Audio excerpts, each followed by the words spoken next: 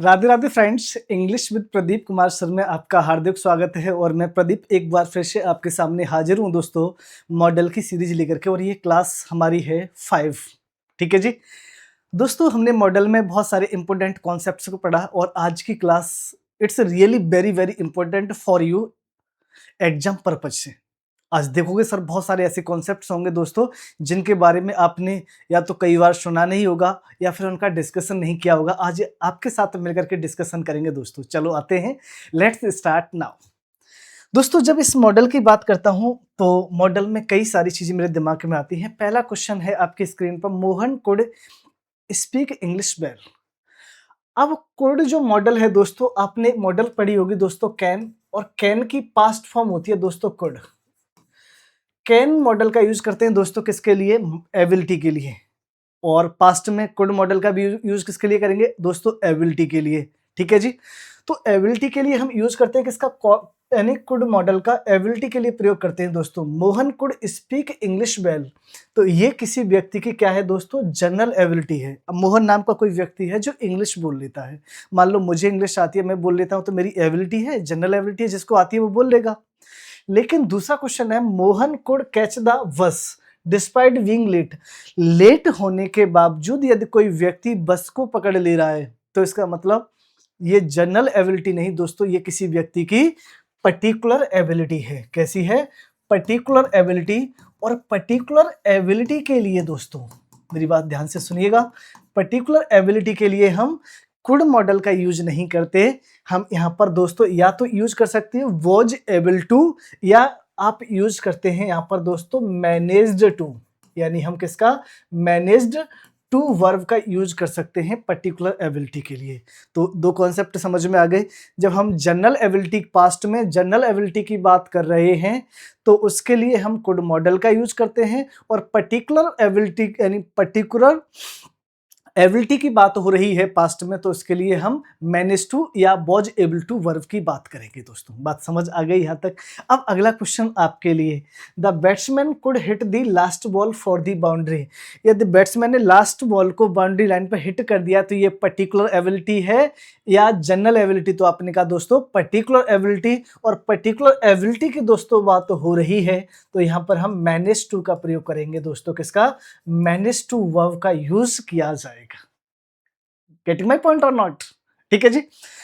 अब अगले क्वेश्चन की तरफ बढ़ते हैं दोस्तों। मुझे लगता है ये कॉन्सेप्ट क्लियर हो गया होगा। ये कॉन्सेप्ट याद रखिएगा दोस्तों, एक बार रिवाइज करके देखते चलिएगा वापस। ठीक है जी। अगले क्वेश्चन की तरफ बढ़ते हैं। क्वेश्चन नंबर हमारा 4, जज टेस्टेड द अक्यूज्ड। ठीक है, ये क्वेश्चन यहां तक होता सही था, लेकिन आगे लिखा है वेदर ही वुड। अब इसका मतलब ये समझ आ गया, बात पास्ट में हो रही है। टेस्टेड वर्ब की सेकंड फॉर्म है, तो पास्ट में वुड यानी बिल और सेल की पास्ट फॉर्म वुड होती है दोस्तों। और बिल सेल मॉडल का यूज करते हैं हम प्रोबेबिलिटी के लिए, यानी संभावना के लिए। अब हम किसी व्यक्ति को यदि टेस्ट कर रहे हैं, टेस्ट किसको? एक्यूज्ड यानी दोषी को टेस्ट किया गया। और टेस्ट हमेशा एबिलिटी को किया जाता है, याद रखिएगा, प्रोबेबिलिटी को नहीं, संभावना को। टेस्ट किसको? एबिलिटी को। और एबिलिटी के लिए दोस्तों आपने का वुड नहीं, अभी समझ करके आए थे, किसका यूज करते हैं? आपने का कुड मॉडल का यूज किया जाता है। मेरी बात आप लोग समझ पा रहे होंगे। गेटिंग माई पॉइंट और नॉट? आगे बढ़े दोस्तों। चलो अब आगे अगले कॉन्सेप्ट की तरफ बढ़ते हैं दोस्तों। तो अगला कॉन्सेप्ट हमारा ये है। अब आते हैं, बड़े इंपोर्टेंट मॉडल है हमारे पास, शुड है, ought to है, मस्ट है। ठीक है ना। शुड मॉडल की बात की जाए तो शुड मॉडल का यूज दोस्तों हम यूज करते हैं किसके लिए? सजेशन के लिए। हमें किसी को सजेशन देना है, तो इसके लिए हम किसका? शुड मॉडल का यूज करते हैं। ought to की बात की जाए दोस्तों, तो इसका यूज करते हैं मॉरल सजेशन के लिए। ध्यान से सुनिएगा दोस्तों, इसका यूज करते हैं किसके लिए? मॉरल सजेशन का के लिए, जिसे आप नैतिक सजेशन कहते हैं, नैतिक सलाह की बात करते हैं दोस्तों। मस्ट की बात की जाए तो मस्ट का यूज करते हैं दोस्तों ऑब्लिगेशन। ऑब्लिगेशन का मतलब होता है दोस्तों, ऑब्लिगेशन या कंपल्सन, किसी काम को करने के लिए हम बाध्य हो जाते हैं, नेसेसरी हो जाता है वो काम करना हमारे लिए, तो उसके लिए यानी ऑब्लिगेशन या हम कंपल्सन कहते हैं। जब हम शुड मॉडल का यूज करते हैं तो इसका मतलब होता है दोस्तों कि डिसाइड योर सेल्फ। ध्यान से सुनिएगा दोस्तों, डिसाइड योर सेल्फ। यदि आप सामने वाले को सजेस्ट कर रहे हैं कि भैया तुम्हें ये काम करना चाहिए, अब वो करे या ना करे वो इसकी जिम्मेदारी है दोस्तों। आपने कहा you should help this person, आपको इस आदमी की मदद करनी चाहिए, ठीक है ना? अब वो करे ना करे उनकी ज़िम्मेदारी है, आप केवल सजेस्ट कर रहे हैं, डिसाइड योरसेल्फ, अब वो सामने वाला डिसाइड करेगा दोस्तों। और टू की बात करते हैं तो मोरल सजेशन का मतलब इसमें दोस्तों चीज़ें आ जाती हैं ड्यूटी और रिस्पॉन्सिबिलिटी। ड्यूटी और रिस्पॉन्सिबिलिटी की बात की जाए तो रिस्पॉन्सिबिलिटी, तो हम किसका प्रयोग करते हैं दोस्तों? तो हम ऑट टू मॉडल का यूज करते हैं। मस्ट का प्रयोग करते हैं दोस्तों किसके लिए? यानी ऑब्लिगेशन या कंपल्सन के लिए। इसका मतलब होता है डिसाइडेड। एक बात ध्यान से सुनिएगा, हम तीनों मॉडल का यूज हम सजेशन के लिए करते हैं दोस्तों, लेकिन शुड जो होता है वो सबसे वीक डिग्री का मॉडल होता है, उससे स्ट्रॉन्ग डिग्री का मॉडल ऑट टू होता है, और सबसे स्ट्रॉन्गेस्ट डिग्री का मॉडल कौन सा होता है? मस्ट होता है दोस्तों। यदि मैं कहता हूं यू शुड गो देयर, तो इसका मतलब डिसाइड योरसेल्फ, जाओ ना जाओ तुम्हारी मर्जी है, केवल मैं सजेस्ट कर रहा हूं। अगर मैं कहता हूं यू मस्ट गो देयर, तो इसका मतलब ये ऑब्लिगेशन है, आपको जाना ही पड़ेगा। अरे बात समझ में दोस्तों? अब आते हैं इनके क्वेश्चन के माध्यम से, समझते हैं किस तरीके से क्वेश्चन हमारे एग्जाम में पूछे जाते हैं। आइए दोस्तों, पहला क्वेश्चन है you should must stand, try नहीं दोस्तों, यहां पर है stand by.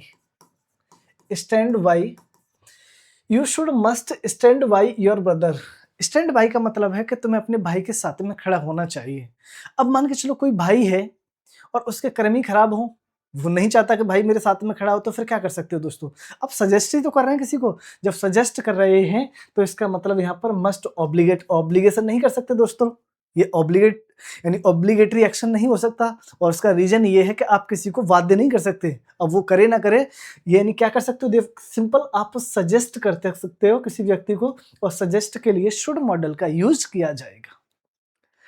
You ought to should serve your motherland, तो दोस्तों ये क्या है? आपने कहा सर ये ड्यूटी या रिस्पॉन्सिबिलिटी है, मदरलैंड की बात हो रही है, तो शुड और टू मॉडल की बात हो रही है, तो आपने कहा सर इन दोनों में यदि यूज किया जाए तो हम किसका? टू मॉडल का यूज करेंगे। हालांकि शुड का भी यूज कर सकते हैं, लेकिन दोनों में कंपैरिजन से यूज किया जाए तो हम किसका? टू का प्रयोग करेंगे। समझ पा रहे दोस्तों मेरी बात? यू मस्ट और should follow instruction of the company. अब कंपनी के जो इंस्ट्रक्शन है, जो नियम है, उनको फॉलो करना क्या है? आपने कहा सर ये तो कंपल्सन है, ऑब्लिगेशन है, करने ही पड़ेंगे। कंपनी में यदि काम करना है तो इसके नियमों को मानना ही पड़ेगा। तो आपने कहा सर ये ऑब्लिगेटरी एक्शन है, और ऑब्लिगेटरी है तो इसमें मस्ट का प्रयोग किया जाएगा, शुड का यूज नहीं हो सकता। समझ पा रहे हैं दोस्तों मेरी बात? They the young should must treat the old with the respect they deserve, यानी जो यंग है उनको ओल्ड को रिस्पेक्ट के साथ में क्या करना चाहिए? ट्रीट करना चाहिए, जो डिजर्व करते हैं। अब मान के चलो वही वाली बात आ गई दोस्तों, अब कोई बूढ़ा व्यक्ति है यानी ओल्ड है और उसके कर्म ही खराब है, अब मान के जवान है, अब जो रिस्पेक्ट होती है वो वॉलंटियर होती है। मैं को नहीं, सभी जो ओल्ड व्यक्ति है उनका सम्मान के साथ ही सम्मान ही देना चाहिए। अब कुछ व्यक्ति आप जानते ही हैं, ठीक है ना? अब जो सम्मान होता है दोस्तों वो वॉलंटियर होता है। अब मेरे मन में किसी के प्रति सम्मान है तो मैं सम्मान करूंगा, नहीं है तो नहीं करूंगा दोस्तों। अरे बात समझ में दोस्तों?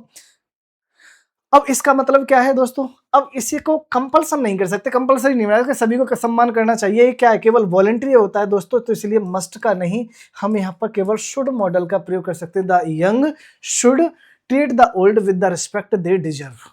मेरी बात दोस्तों अच्छी तरीके से आप समझ पा रहे होंगे? जी बिल्कुल। द टोटल ऑफ डेबिट्स, ये कह रहा है the total of debits should और must match the total of credits. जितने पैसे हमने जमा किए, जितने निकाले, वो दोनों मैच करने चाहिए। यानी इसका मतलब ये कंपलसरी है, और कंपलसरी है तो दोस्तों आपने कहा शुड नहीं दोस्तों, यहाँ पर हम मस्ट का प्रयोग करेंगे। किसका? मस्ट मॉडल का यूज किया जाएगा। समझ पा रहे मेरी बात? आगे, यू शुड मस्ट ओबे traffic rules. You should must ओबे ट्रैफिक रूल्स दोस्तों, तो यदि शुड और मस्ट, अब दोस्तों सुनना ध्यान से कहानी को, यदि मैं अथॉरिटी पर्सन हूं, मान लो ट्रैफिक पुलिस वाला हूं दोस्तों, मैं अथॉरिटी पर्सन हूं, तो फिर किसका प्रयोग करूंगा दोस्तों? मस्ट। मेरी बात माननी पड़ेगी, मैं जबरदस्ती से मनवा लूंगा दोस्तों, तो यहाँ पर क्या आएगा दोस्तों? मस्ट। मान लो मैं टीचर हूँ, मैं सजेस्ट कर रहा हूँ बेटा तुम्हें क्या करना चाहिए, तुम्हें ट्रैफिक नियमों का पालन करना चाहिए, तो मैं सजेशन दे रहा हूँ। अब मानो ना मानो तुम्हारी मर्जी है, तो दोस्तों दोनों मॉडल का यूज कर सकते हैं, यहाँ पर शुड का भी और यहाँ पर मस्ट का भी। कुछ कुछ सिचुएशन हमारी क्लियर कट होती हैं, वहां पर हम एक ही मॉडल का यूज कर सकते हैं। कुछ सिचुएशन ऐसी होती है कि जहां पर हम दोनों मॉडल या जितनी मॉडल होती है उनका यूज कर सकते हैं दोस्तों। ध्यान रखिएगा। इसलिए नो एरर वाला ऑप्शन भी एग्जाम में आता है, इसलिए मैं दोनों चीजें दोस्तों लेकर के चल रहा हूं, ध्यान से समझिएगा इन चीजों को। आगे यू मस्ट, यानी यहां पर शुड भी ले लेते हैं दोस्तों ऑप्शन में, you should must finish the work by the evening. ये सेंटेंस इतना होता है दोस्तों, तो यहां पर हम शुड का भी प्रयोग कर सकते थे और मस्ट का भी प्रयोग कर सकते थे। हालांकि शुड का ही प्रयोग करते हैं, मस्ट का नहीं, कि you should finish the work by the evening, कि तुम्हें इवनिंग तक काम खत्म कर देना चाहिए। लेकिन सेंटेंस हमारा आगे क्या कहता है, और we ready face the music. Face the music का मतलब है पनिशमेंट बियर करने के लिए तैयार रहना। ये इडियम्स होता है दोस्तों, तो यानी या तो काम खत्म कर लीजिए अभिनेता, या फिर दंड के लिए तैयार हो जाइए दोस्तों। तो इसका मतलब दंड के लिए तैयार हो जाइए, तो इसका मतलब काम को कंपलसरी बनाया जा रहा है, कंपलसरी बनाया जा रहा है दोस्तों। तो इसके साथ में केवल हम मस्ट मॉडल का यूज करेंगे। समझ पा रहे हैं दोस्तों मेरी बात को जी। अब आगे बढ़ते हैं इसी कॉन्सेप्ट में दोस्तों। मुझे लगता है ये सारी चीजें आपको क्लियर तरीके से समझ आ गई होंगी। बहुत बढ़िया। अगला क्वेश्चन दोस्तों, अगला कॉन्सेप्ट पे आ जाओ। ये मुझे लगता है पिछले वाले कॉन्सेप्ट को, जहां चीजें आपको दोस्तों समझ नहीं आए उन चीजों को आप रिवर्स में जाकर के दोबारा से आप प्ले करके देखें, ठीक है ना, पॉज करके देखें उनको वापस से, आपको सारी चीजें एकदम क्लियर समझ आ जाएंगी दोस्तों, ठीक है जी। लेकिन एग्जाम के पॉइंट ऑफ व्यू से बहुत इंपॉर्टेंट क्लास होने जा रही है आपकी दोस्तों ये, ठीक है। चलो अगला कॉन्सेप्ट समझिए दोस्तों। यदि मैं कहता हूं आई मस्ट गो देयर, तो ये कैसा एक्शन है? आपने कहा सर ये ऑब्लिगेशन है। क्या है? ऑब्लिगेशन है, यानी कंपल्सन है दोस्तों। आई मस्ट गो देयर यानी मुझे जाना पड़ता है दोस्तों। I have to go there, अब इसका मतलब यही कैसा एक्शन है दोस्तों? ये भी ऑब्लिगेशन है, यानी ये भी कंपल्सरी है, ठीक है ना। इसका मतलब ये है कि मस्ट मॉडल का प्रयोग भी हम किसके लिए? ऑब्लिगेशन के लिए। अभी समझ करके आए थे, ऑब्लिगेशन के लिए करते हैं, यानी कोई काम बाध्य हो जाए तो उसका मस्ट का प्रयोग करते हैं। और इसी काम के लिए हम हैव टू मॉडल का भी यूज कर लेते हैं दोस्तों। तो अब ध्यान से देखोगे दोस्तों तो एक चीज समझ आएगी, यहाँ पर मस्ट मॉडल और हैव टू दोनों का यूज किया है। You must have to be extremely careful while dealing such people with such people. अब देखोगे ध्यान से तो मस्ट का प्रयोग भी हम ऑब्लिगेशन के लिए करते हैं दोस्तों, और हैव टू मॉडल का प्रयोग भी ऑब्लिगेशन के लिए करते हैं। तो आपको पता है कि यदि मस्ट का प्रयोग कर रहे हैं तो हैव टू मॉडल को यूज करने की हमें जरूरत नहीं है, क्योंकि दोनों का प्रयोग ही ऑब्लिगेशन के लिए करते हैं। हम लास्ट क्लास में शायद समझ करके आए थे दोस्तों, मैंने कहा था कैन मॉडल के साथ में बी एबल टू एडजेक्टिव का प्रयोग नहीं करते, विल शैल मॉडल के साथ में लाइकली टू एडजेक्टिव का प्रयोग नहीं करते, और वुड रादर मॉडल के साथ में दोस्तों प्रीफर टू वर्ब का यूज नहीं कर सकते।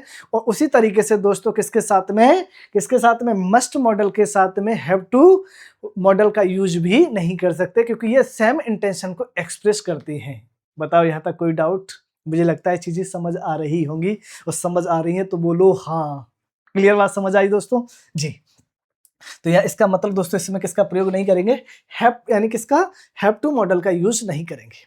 अब अगला कुछ कॉन्सेप्ट समझ आता है दोस्तों, they must have to repay my loans. अब दोस्तों एक चीज समझ आ रही है, मैंने वहां पर यदि ध्यान से देखोगे तो यहां पर मैंने मस्ट को लिखा रहने दिया और हैव टू को हटा दिया। क्या मैं यहां पर हैव टू को लिखा रहने देता हूं, मस्ट को हटा देता हूं? क्या ऐसा पॉसिबल है? नहीं दोस्तों। अब कहानी थोड़ा सा फर्क है, आओ समझते हैं कहानी में फर्क क्या है दोस्तों। They must have to repay my loan, ये किसी व्यक्ति का क्या है दोस्तों? इसकी बात की जाए, they must have to repay my loans, ये किसी व्यक्ति का पर्सनल ऑब्लिगेशन है। पर्सनल ऑब्लिगेशन, पर्सनल ऑब्लिगेशन की बात की जाए दोस्तों तो पर्सनल ऑब्लिगेशन क्या होता है? पर्सनल ऑब्लिगेशन क्या होता है? ऑब्लिगेशन तो मतलब समझ रहे होंगे ना दोस्तों, ऑब्लिगेशन का मतलब बाध्य हो जाए हमें किसी काम को लेकर के, वो कंपलसरी हो जाए हमारे लिए। अब पर्सनल का मतलब स्पीकर किसी काम को कंपलसरी बना दे खुद के लिए या दूसरों के लिए, तो वो हमारा पर्सनल ऑब्लिगेशन होता है। ये पॉइंट समझ में आ गया दोस्तों, इस पॉइंट को मेंशन कर लेना, ठीक है ना। They must have to walk 3 kilometre daily to reach their school. अब सुनना मेरी बात को ध्यान से दोस्तों। अब दोस्तों एक बात ध्यान से सुनना, they must have to walk 3 kilometre daily to reach their school, ये कैसा है? ये सर्कमस्टेंशियल ऑब्लिगेशन है, सर्कमस्टेंशियल ऑब्लिगेशन है दोस्तों। सर्कमस्टेंशियल ऑब्लिगेशन का मतलब क्या है दोस्तों? सर्कमस्टेंशियल ऑब्लिगेशन ये कैसा है हमारा? सर्कमस्टेंशियल ऑब्लिगेशन है। यानी परिस्थिति के आधार पर they must have to walk 3 kilometre daily to reach their school, कि उनको 3 किलोमीटर पैदल चल करके स्कूल जाना पड़ता है। इसका मतलब ये पर्सनल ऑब्लिगेशन नहीं है कि भैया वो अपनी चॉइस से जा रहे हैं, ये ऐसी परिस्थिति है कि उन्हें 3 किलोमीटर पैदल चलना पड़ता है, तो ये परिस्थिति है दोस्तों। तो परिस्थिति, यदि पर्सनल ऑब्लिगेशन की दोस्तों यदि मैं बात करूं तो पर्सनल ऑब्लिगेशन के लिए हम किसका, मस्ट मॉडल का यूज करते हैं, हैव टू का यूज नहीं करते। और बात सर्कमस्टेंशियल ऑब्लिगेशन की बात की जाए दोस्तों, तो यहाँ पर क्या है, यहाँ पर दोस्तों हैव टू का प्रयोग किया जाएगा, मस्ट मॉडल का यूज नहीं किया जाएगा। अब ये क्वेश्चन देखोगे दोस्तों, तो एक क्वेश्चन पेपर में आया हुआ, चलो अभी मिलाता हूं दोस्तों। जैसे मैं कहता हूं दोस्तों, मैंने कहा आई मस्ट गो देयर, अब दोनों में फर्क समझना, पहले बताया था आई मस्ट गो देयर का मतलब ये क्या है दोस्तों, ये personal, I think it is necessary personally, मुझे जाना ही पड़ेगा। और ये कहता हूं I have to go there का मतलब ऐसी परिस्थिति है कि वहां मुझे जाना ही पड़ेगा दोस्तों, पड़ता है। समझ पा रहे हो मेरी बात को दोस्तों? तो ये कैसा है, आपने कहा सर ये कैसा हो गया, अंडर सर्कमस्टेंसेस है। अब इस चीज को समझने के लिए दोस्तों क्वेश्चन है, आपका पेपर में आया हुआ क्वेश्चन है दोस्तों, city developers must accept noise as a part of city. City developers का मतलब जो शहर में रहने वाले लोग हैं, मस्ट एक्सेप्ट, उन्हें स्वीकार करना पड़ता है शोर को as a part of city, यानी शहर का हिस्सा मान करके उन्हें नॉइज को स्वीकार करना पड़ता है। तो ये बताओ, ये यानी सर्कमस्टेंशियल ऑब्लिगेशन है या पर्सनल, आपने कहा सर्कमस्टेंशियल ऑब्लिगेशन है, सर्कमस्टेंशियल ऑब्लिगेशन है दोस्तों, तो मस्ट मॉडल का नहीं, यहां पर किसका, हैव टू मॉडल का प्रयोग किया जाएगा। वापस आते हैं जो पहले क्वेश्चन पर दोस्तों, मैंने कहा था दोस्तों, क्या बताया था कि यहाँ पर मस्ट नहीं, यहाँ पर हैव, मतलब मस्ट को लिखा रहने दिया था, हैव टू को हटा दिया था। इसका रीजन देखो, you must be extremely careful while dealing with such people, यानी ये कौन सा ऑब्लिगेशन था, ये पर्सनल, क्योंकि ऐसे व्यक्तियों से डील करते समय तुम्हें सतर्क रहना चाहिए, तो ये पर्सनल ऑब्लिगेशन है। और पर्सनल ऑब्लिगेशन दोस्तों होने की वजह से, पर्सनल ऑब्लिगेशन होने की वजह से दोस्तों क्या किया आपने, पर्सनल ऑब्लिगेशन होने की वजह से दोस्तों यहाँ पर मस्ट का प्रयोग किया था, हैव टू मॉडल का यूज नहीं किया था। समझ पा रहे हैं मेरी बात को दोस्तों? चलो आगे बढ़ते हैं इस कहानी में। तो हम कहां तक पहुंच गए दोस्तों, हम पहुंचे यहां तक, ठीक है जी। तो यहां पर क्या आ गया दोस्तों, मस्ट। अब इसी तरीके से दोस्तों एक क्वेश्चन है, I must wear white shoes, तो ये क्या है दोस्तों, आई मस्ट, ये कैसा ऑब्लिगेशन है, आपने कहा आई मस्ट वियर। अब मान लो मैंने ऐसी ड्रेस पहन रखी है दोस्तों जिस पर केवल व्हाइट शूज ही सूट कर रहे हैं, बाकी पहनना तो सारे खराब लग रहे हैं, तो क्या हो जाएगा, यानी इसका I must wear white shoes का मतलब इट इज नेसेसरी हो गया दोस्तों। और कैसा नेसेसरी है, पर्सनल। और मैं कहता हूं I have to wear white shoes, अब मान लो किसी स्कूल की ड्रेस कोड ही व्हाइट शूज है, तो ये कैसा हो जाएगा, अंडर सर्कमस्टेंसेस। कैसा हो जाएगा दोस्तों, अंडर सर्कमस्टेंसेस। समझ पाए मेरी बात को? मुझे लगता है दोस्तों आप मेरी बात को समझ पा रहे होंगे, नहीं समझ पा रहे तो मुझे कमेंट बॉक्स में आप डालेंगे दोस्तों, दोबारा से समझाने की मैं कोशिश करूंगा, ठीक है। चलो, सी मस्ट वर्क एट वीकेंड्स, ठीक है दोस्तों, ये सेंटेंस इतना होता सही है, कोई दिक्कत नहीं है कि भैया वीकेंड पर काम करना पड़ता है, लेकिन लिखा है as she is a housewife. अब हाउस वाइफ है दोस्तों, तो हाउस वाइफ को तो भाई 7 डेज काम करना पड़ता है, चाहे संडे मंडे, उससे क्या लेना था, खाना तो हर दिन बनना ही है। तो इसका मतलब ये क्या है, ये तो भैया ऐसी परिस्थिति है, सर्कमस्टेंशियल है, सर्कमस्टेंशियल ऑब्लिगेशन है दोस्तों, सर्कमस्टेंशियल। तो दोस्तों क्या करना पड़ेगा, सर्कमस्टेंशियल ऑब्लिगेशन है, मेरी बात को ध्यान से सुनिएगा। तो इसके साथ में आपने का मस्ट नहीं सर, इसके लिए हमें किसका, हैज टू, यानी हैव की सेकंड फॉर्म, मतलब सिंगुलर फॉर्म क्या होती है दोस्तों, हैज टू का प्रयोग करना पड़ेगा। बताओ यहां तक कोई डाउट दोस्तों? मुझे नहीं लगता कोई डाउट होगा। आगे समझते हैं दोस्तों इस कहानी को। The celebration must be curtailed when it began to rain heavily. Must be curtail, ये सेंटेंस इतना होता तो दोस्तों ये सही था, कोई दिक्कत नहीं थी। Curtailed, the celebration must be curtailed, celebration को थोड़ा छोटा कर देना चाहिए, कोई दिक्कत नहीं है, ठीक है सेंटेंस। लेकिन आगे क्या कह रहा है दोस्तों, एक क्लॉज हमारी सबऑर्डिनेट क्लॉज जुड़ी है, when it began to rain heavily. अब ये बिगेन, ये सेकंड फॉर्म है, इसका मतलब ये हमारी सबऑर्डिनेट क्लॉज किसमें, पास्ट में। और पास्ट के ऑब्लिगेशन के लिए याद रखिएगा, पास्ट में ऑब्लिगेशन के लिए सिर्फ और सिर्फ दोस्तों हम किसका, हैड टू मॉडल का यूज कर सकते हैं, यानी मस्ट का यूज नहीं कर सकते, ध्यान रखना। पास्ट में ऑब्लिगेशन के लिए केवल हैड टू मॉडल का यूज किया जाएगा दोस्तों, हम मस्ट का यूज नहीं कर सकते। आ जाओ, इससे संबंधित थोड़े से छोटा सा कॉन्सेप्ट और है, उसको और समझ लेते हैं दोस्तों, ठीक है जी, आ जाइए। डॉक्टर टोल्ड हिम दैट, अब ध्यान से सुनोगे दोस्तों, डॉक्टर टोल्ड, ये सेकंड फॉर्म लिखी हुई है तो दोस्तों ये पास्ट में है। Told him that it must be cholera. सुनना मेरी बात को ध्यान से, इट मस्ट बी कॉलेरा, ये क्या है दोस्तों, ये डॉक्टर का क्या है दोस्तों, अजप्शन है। उसके लक्षणों को देख करके उसने गैस कर लिया कि भैया ये क्या कॉलेरा हो सकता है। The doctor told him that he must take rest for a week, ये क्या है कि उसे एक वीक का रेस्ट करना चाहिए। तो ये दोस्तों क्या है, ये आपने कहा सर ये सजेशन है। ये क्या है, सजेशन, ये दोस्तों सजेशन है। He told the doctor that he must go to work to feed his family, ये क्या है दोस्तों, ये कंपल्सन है जिसे आप कहते हैं ऑब्लिगेशन। ये क्या है दोस्तों, ये ऑब्लिगेशन है। अब सुनना मेरी बात को, ये कह रहा है doctor told him that it must be cholera, कि उससे कॉलेरा हो सकता है, यानी उसके सिम्टम्स को देख करके उसने कहा कि लगता है इसके लक्षणों से उसे कॉलेरा हो सकता है। तो ये क्या है, अजप्शन है, ऐसा गैस कर लिया उसने, अज्यूम कर लिया, तो ये अजप्शन हो गया। फिर डॉक्टर कह रहा है doctor told him that he must take rest for a week, उसे कम से कम एक वीक का रेस्ट लेना चाहिए। तो ये क्या है, वो सजेशन कर रहा है कि भैया सलाह है कि तुम इतने बीमार हो, तुम्हें कम से कम एक वीक का क्या लेना चाहिए, रेस्ट लेना चाहिए। ठीक है, कोई दिक्कत नहीं है। अगले क्वेश्चन में he told the doctor that, और उसने डॉक्टर से कहा that he must go to work to feed his family, यदि उसको अपनी फैमिली को पालना है तो भैया उसे तो काम पर जाना पड़ेगा। तो ये क्या है दोस्तों, ये ऑब्लिगेशन है। अब मेरी बात समझना, अब ये सारे एक्शन हैं तो पास्ट में, अजप्शन के लिए पास्ट में मस्ट का प्रयोग कर सकता हूं, सजेशन के लिए मस्ट का प्रयोग कर सकता हूं, लेकिन ऑब्लिगेशन के लिए दोस्तों पास्ट का यूज, यानी ऑब्लिगेशन के लिए मस्ट का प्रयोग पास्ट में नहीं कर सकता। इसके लिए दोस्तों मुझे हैड टू मॉडल का यूज ही करना पड़ेगा। समझ पाए होंगे मेरी बात को दोस्तों, यानी अजप्शन के लिए मैं मस्ट का यूज कर सकता हूं, सजेशन के लिए कर सकता हूं, लेकिन किसके लिए, आपने कहा ऑब्लिगेशन के लिए मस्ट नहीं, हैड टू का प्रयोग ही करना पड़ेगा पास्ट में। पॉइंट क्लियर समझ आ गया दोस्तों, जी बोलो हाँ। ठीक है जी दोस्तों, आगे बढ़ते हैं इस कॉन्सेप्ट में। अब मेरी एक बात बड़े ध्यान से समझिएगा दोस्तों, वो बात बड़ी ध्यान से आपको समझ आएगी, क्या है, ध्यान से समझिएगा। कॉन्सेप्ट ये कहता है हमारा हैव टू, यूज टू और ऑट टू, ये हमारी मॉडल्स हैं दोस्तों। जब इनकी बात करते हैं तो क्या समझना है, हैव टू और यूज टू हमारी ये सेमी मॉडल्स होती हैं। ऑट टू हालांकि लोग कह देते हैं, लेकिन ऑट टू जो होती है वो हमारी मॉडल होती है, वो सेमी मॉडल्स नहीं होती। हैव टू और यूज टू हमारी सेमी मॉडल्स होती हैं, क्योंकि इनमें मॉडल के लक्षण और वर्ब भी होती हैं और मॉडल के लक्षण भी होते हैं इनमें। ठीक है जी, चलो अब कहानी क्या है दोस्तों, कहानी ये है जैसे मैंने लिखा दोस्तों ऑट टू गो। अब ऑट टू गो का मतलब ये है कि ऑट और टू को दोनों को अलग नहीं कर सकते, इसी तरीके से टू और गो को, क्योंकि ये इन्फिनेटिव बनता है दोस्तों, तो इन दोनों को अलग नहीं कर सकते।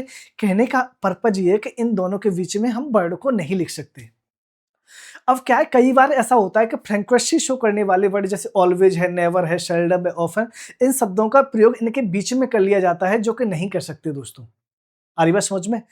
अब सुनना ध्यान से, he used to never to tell a lies. अब ध्यान से देखना, तो यूज्ड के बाद में क्या आना चाहिए दोस्तों, आपने कहा टू, और टू के साथ में टेल, तो ये तो कंडीशन ठीक है दोस्तों, लेकिन ये वाली कंडीशन गलत हो गई, तो नेवर आ गया। अब नेवर को क्या मैं इस टू के बाद में लेके जाऊं, तब भी ये गलत हो जाएगा। अब दोस्तों क्या है कहानी, तो फिर नेवर को उठाओ और आगे लिख दो, तो क्या हो जाएगा, he never used to tell a lies. आ रही बात समझ में दोस्तों, यानी इसको क्या है, यूज्ड और टू को अलग नहीं कर सकते, और टू और वर्ब की फॉर्म को अलग नहीं कर सकते। दे हैव टू ऑलवेज, अब देखो हैव टू, ये कंडीशन तो सेटिस्फाइड होगी दोस्तों। अब वेट वर्ब, तो आपने कहा इन्फिनेटिव को भी तो अलग नहीं कर सकते, तो फिर क्या करना पड़ेगा, इस टू को उठाओ और इससे पहले ले आओ, तो they always have to wait for the bus. समझ पा रहे हैं दोस्तों मेरी बात को, जी बहुत बढ़िया। वन और two never let others make one change one's mind. अब ये क्वेश्चन पेपर में पूछा गया है दोस्तों, वन और टू। अब और टू देखो ये कंडीशन तो सेटिस्फाइड होगी, इसके बाद में लेट वर्ब है। अब वर्ब से पहले आपने कहा सर ये नेवर यूज हो रहा है, तो टू ये वाली कंडीशन सेटिस्फाई होनी चाहिए, तो फिर क्या करना पड़ेगा, नेवर को दोस्तों यहाँ पर आगे लिखना पड़ेगा। बताओ यहाँ तक दोस्तों कोई डाउट नहीं होगा दोस्तों। चलो आगे बढ़ते हैं अगले कॉन्सेप्ट की तरफ। अब देखो बहुत इंपॉर्टेंट कॉन्सेप्ट है दोस्तों, ये एग्जाम के पॉइंट ऑफ व्यू से ध्यान से समझिएगा। ठीक है जी, आओ चर्चा करते हैं आपके साथ मिलकर के।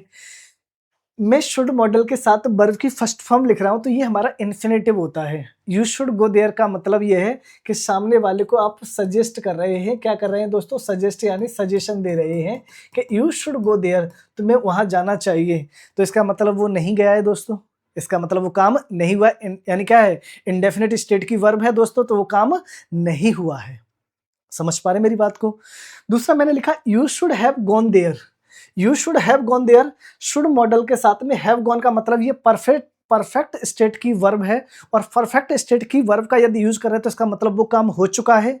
जब काम हो चुका है, मैंने कहा you should have gone there, should model का यूज कर रहे हैं और शुड का यूज सजेशन के लिए होता है, तो उस यानी और हैव थर्ड फॉर्म यूज कर रहे हैं तो इसका मतलब वो काम हो चुका है। जब काम हो चुका है तो फिर इसमें फर्क क्या है दोस्तों? अब समझिएगा ध्यान से। मैं कह रहा हूं you should have gone there, तुम्हें वहां जाना चाहिए था। इसका मतलब तुम वहां पर नहीं गए, यानी वो काम हो चुका है लेकिन तुम्हें जाना चाहिए था, लेकिन तुम वहां पर नहीं गए, वो टाइम निकल चुका है दोस्तों। वट यू डिडंट, लेकिन तुम नहीं गए।